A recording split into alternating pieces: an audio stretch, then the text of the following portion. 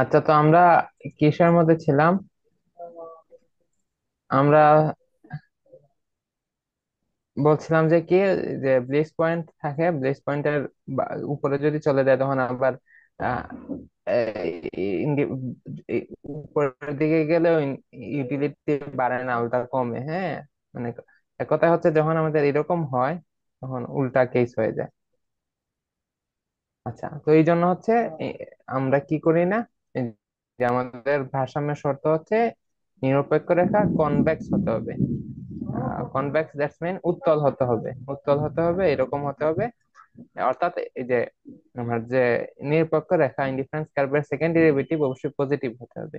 Second derivative এগুলো আমরা mathematics আবার পড়বো, জিনিসটা কি আমরা কনসেপ্ট বোঝানোর চেষ্টা করব, ঠিক আছে? তাহলে আমাদের ভারসাম্য হয় এরকম, ভারসাম্য হচ্ছে যে বিন্দুতে এই যে ইনডিফারেন্স কার্ভ বেস স্লোপ এবং বাজেট লাইনের স্লোপ সমান হয়, অর্থাৎ বাজেট লাইন কি হয়, ইনডিফারেন্স কার্ভের ট্যানজেন্ট হয়, জাস্ট স্পর্শ করে। এই জায়গা হচ্ছে ইকুইলিব্রিয়াম, অর্থাৎ এই জায়গায় যদি আমি কনজিউম করি তাহলে আমি সবচেয়ে বেশি ইউটিলিটি পাবো। এই জায়গায় কনজিউম করলে সবচেয়ে বেশি ইউটিলিটি পাবো। আমি কনজিউম করতে পারবো কোথায়, যে আমার বাজেট লাইন বরাবর। বাজেট লাইনের বাইরে তো আমি কনজিউম করতে পারবো না। বাজেট লাইন বরাবর যদি আমি কনজিউম করি, আমি যদি এই জায়গায় কনজিউম করি, দেখেন, ধরেন আমি এই বিন্দুতে কনজিউম না করে এই এই বিন্দুতে কনজিউম করতেছি, তাহলে এই বিন্দুতে যে ইনডিফারেন্স কার্ভ আছে, ঠিক আছে, তো এই বিন্দুতে ইনডিফারেন্স কার্ভ কি এরকম হবে না? সেটা কি এই ইনডিফারেন্স কার্ভের চেয়ে কম, নিচে। নিচে মানে কি, এই বিন্দুর চেয়ে এই বিন্দুতে ইউটিলিটি কম। আবার যদি আমি অন্য যে কোনো বিন্দুর কথা চিন্তা করি, ধরুন এই বিন্দুতে আমি বললাম যে আমি কনজিউম করবো বাজেট লাইনে, তো এই বিন্দুতেও যদি আমি ইনডিফারেন্স কার্ভ ড্র করি, সেটা কি হবে? এবং আমরা জানি কি ইনডিফারেন্স কার্ভ কি করতে পারে না, ক্রস করতে পারে না। তাহলে এটা কি, এই এইটা হচ্ছে নিচে, তাহলে আমি সর্বোচ্চ এই বাজেট লাইন অনুযায়ী সর্বোচ্চ কোন ইনডিফারেন্স কার্ভে যাইতে পারবো, এই যে এই ইনডিফারেন্স আইসি টু তে যাইতে পারবো। এবং কোন বিন্দুতে আমি যদি কনজিউম করি তাহলে আইসি টু তে যাইতে পারবো, এই বিন্দুতে। তো এই জন্য এটা হচ্ছে ভারসাম্য বিন্দু। অর্থাৎ আমি যদি এই বিন্দুতে, অর্থাৎ ওয়াই হ্যাট পরিমাণ ওয়াই দ্রব্য ক্রয় কনজিউম করি এবং এক্স হ্যাট পরিমাণ এক্স দ্রব্য কনজিউম করি, তাহলে আমার ইউটিলিটি সর্বোচ্চ হবে।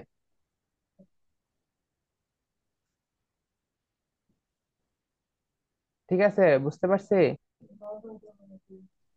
জি, বুঝছি।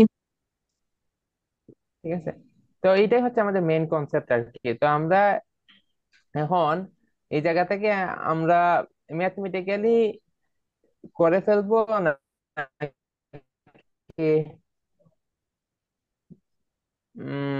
আচ্ছা, ভারসাম্যের উপর আয় পরিবর্তনের ফলাফল আমরা এটা দেখে ফেলি।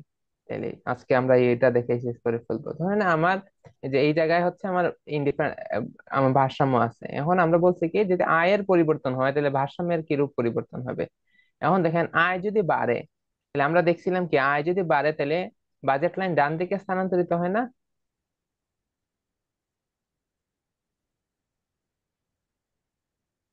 আয় যদি বাড়ে তাহলে বাজেট লাইন কি হবে, ডান দিকে স্থানান্তরিত হবে। বা ডান দিকে স্থানান্তরিত হলে আমরা কি করতে পারবো,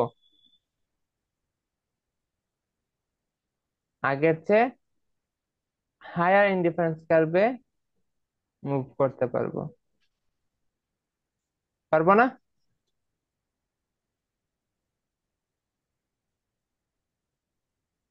হুম, কি বলেন?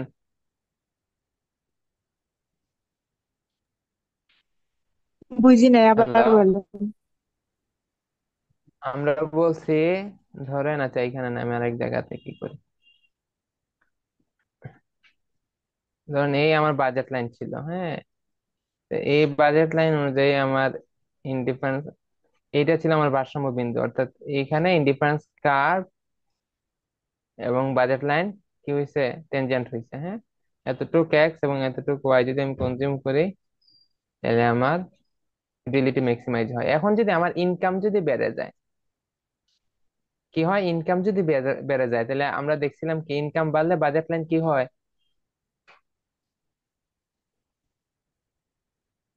ইনকাম বাড়লে বাজেট লাইন বাড়বে। ডান দিকে স্থানান্তরিত হয়। ডান দিকে স্থানান্তরিত হয়, আগে এটা বাজেট লাইন ছিল, এখন এটা হয়ে গেছে। এখন আমি যেহেতু এখন আমার বাজেট ইনকাম বাড়ছে, বাজেট বেশি হয়েছে, তাহলে কি আমি আমি এখন আগের চেয়ে বেশি কনজিউম করতে পারবো না? জি। তাহলে আমি আগের চেয়ে হায়ার ইনডিফারেন্স কার্ভে যাইতে পারবো না?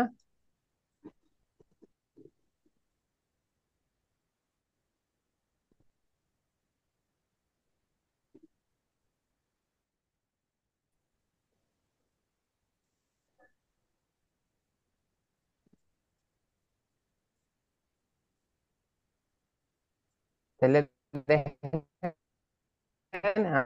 আমি ইনকাম বাড়ার কারণে কি হয়েছে, হায়ার ইনডিফারেন্স। আগের ইনকামে আমার ইকুইলিব্রিয়াম ছিল এইখানে, এইখানে আরো বেশি, দুইটা দ্রব্য আমরা কি করতেছি, বেশি কনজিউম করতেছি। বিষয়টা ক্লিয়ার? ঠিক আছে, জি। আবার যদি আরো ইনকাম যদি বাড়ে, হ্যাঁ, তাহলে বাজেট লাইন আরো কি করবে, ডান দিকে স্থানান্তরিত হবে, আমরা আরো হায়ার ইনডিফারেন্স কার্ভে যাইতে পারবো, পারবো না?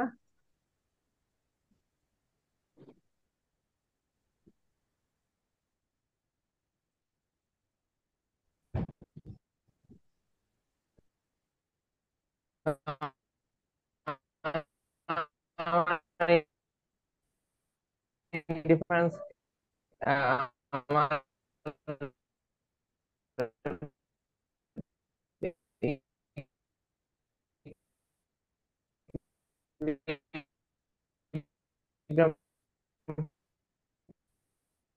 পয়েন্ট হয়ে যায়।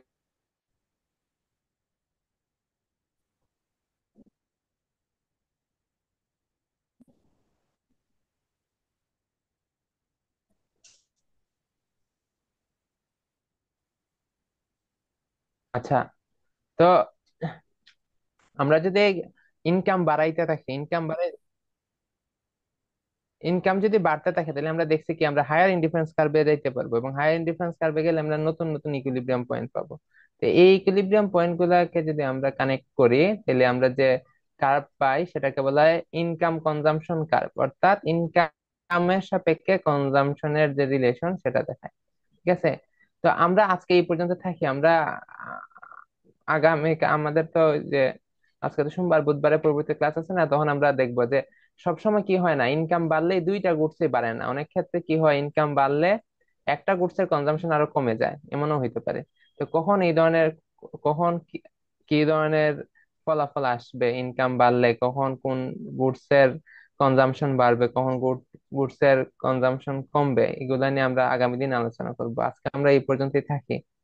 আমরা হচ্ছে সাদিয়া আক্তার বেশ পরে জয়েন করছেন, আপনি হয়তো বুঝতে পারতেছেন না, আমরা রেকর্ড করে রাখছি, আমরা আপলোড করে দিব, আপনি দেখে নিন। ঠিক আছে ভাইয়া। আচ্ছা, ওকে। তো ঝুমা আক্তার, যে আজকে আমরা এই পর্যন্ত থাকি, হ্যাঁ, জি আমরা আচ্ছা। আগামীকাল, আগামী দিন হচ্ছে কি করবো না, হ্যাঁ। এই জি। পর্যন্ত তো ঠিক আছে। এই পর্যন্ত আমরা কি দেখছি, আজকে আমরা বাজেট লাইন দেখলাম, বাজেট লাইন কি, বাজেট লাইনের স্লোপ বের করা দেখলাম। তারপর হচ্ছে আমরা দেখলাম যে বাজেট লাইনের রেখা কিভাবে শিফট করে। দুই ধরনের শিফট হইতে পারে, একটা হচ্ছে প্যারালাল শিফট, সেটা হয় ইনকাম চেঞ্জ হইলে, আর একটা হচ্ছে ইম্প্যারালাল শিফট হয় যদি দামের চেঞ্জ হয় তখন। তারপর হচ্ছে আমরা ভুক্তার ভারসাম্য দেখলাম, কিভাবে ভুক্তার ভারসাম্য হয়। ভুক্তার ভারসাম্য দ্যাটস মিন হচ্ছে কোন পয়েন্টে, কোন কম্বিনেশনে ভুক্তা কনজিউম করলে তার ইউটিলিটি ম্যাক্সিমাইজ হবে, সেটাই হচ্ছে ভুক্তার ভারসাম্য। আমরা দেখছি যে ভুক্তার ভারসাম্য কোথায় হয়, যেখানে বাজেট লাইন ইনডিফারেন্স কার্ভের ট্যানজেন্ট হয়, অর্থাৎ আমার বাজেটের সাপেক্ষে আমি যে সর্বোচ্চ ইনডিফারেন্স কার্ভে আমি যাইতে চাইবো, তো যে পয়েন্টে, বাজেট লাইনের যে পয়েন্টে আমি কনজিউম করলে আমি হাইয়েস্ট ইউটিলিটি পাবো, সেটাই হচ্ছে আমার ইকুইলিব্রিয়াম পয়েন্ট। তো এটার শর্ত হচ্ছে দুইটা। শর্ত হচ্ছে, একটা হচ্ছে প্রয়োজনীয় নেসেসারি কন্ডিশন, নেসেসারি কন্ডিশন হচ্ছে দুইটার স্লোপ সমান হইতে হবে, বাজেট লাইনের স্লোপ এবং ইনডিফারেন্স কার্ভের স্লোপ সমান হতে হবে। আর একটা হচ্ছে সাফিসিয়েন্ট কন্ডিশন। সাফিসিয়েন্ট কন্ডিশন এই ক্ষেত্রে খুব বেশি একটা লাগে না, কারণ ম্যাক্সিমাম টাইমেই হচ্ছে ইনডিফারেন্স কার্ভ এরকমই হয়। তো সাফিসিয়েন্ট কন্ডিশন হচ্ছে কনভেক্স টু দা অরিজিন হইতে হবে ইনডিফারেন্স কার্ভ। ঠিক আছে, যদি কনকেভ টু দা অরিজিন হয়, তাহলে এই কন্ডিশন মানবে না। ঠিক আছে, তখন আবার ইউটিলিটি ম্যাক্সিমাইজ হবে না এখানে, যে জায়গায় টেনজেন্ট হবে। ঠিক আছে, তো এরকম সাধারণত ইউটিলিটি কার্ভ, ইনডিফারেন্স কার্ভ হয় না। ঠিক আছে, এটা স্পেশাল কেস হয়, তো স্পেশাল কেস তো আমরা খুব একটা পাবো টাবো না। আমাদের সবসময় এরকমই হয়, তাহলে আমাদের শুধু এই নেসেসারি কন্ডিশনটা মনে রাখলেই হবে যে ভারসাম্য কোথায় হবে, ভারসাম্য হবে যে জায়গায় ইনডিফারেন্স কার্ভের স্লোপ এবং বাজেট লাইনের স্লোপ সমান হবে সেখানে। ঠিক আছে। জি।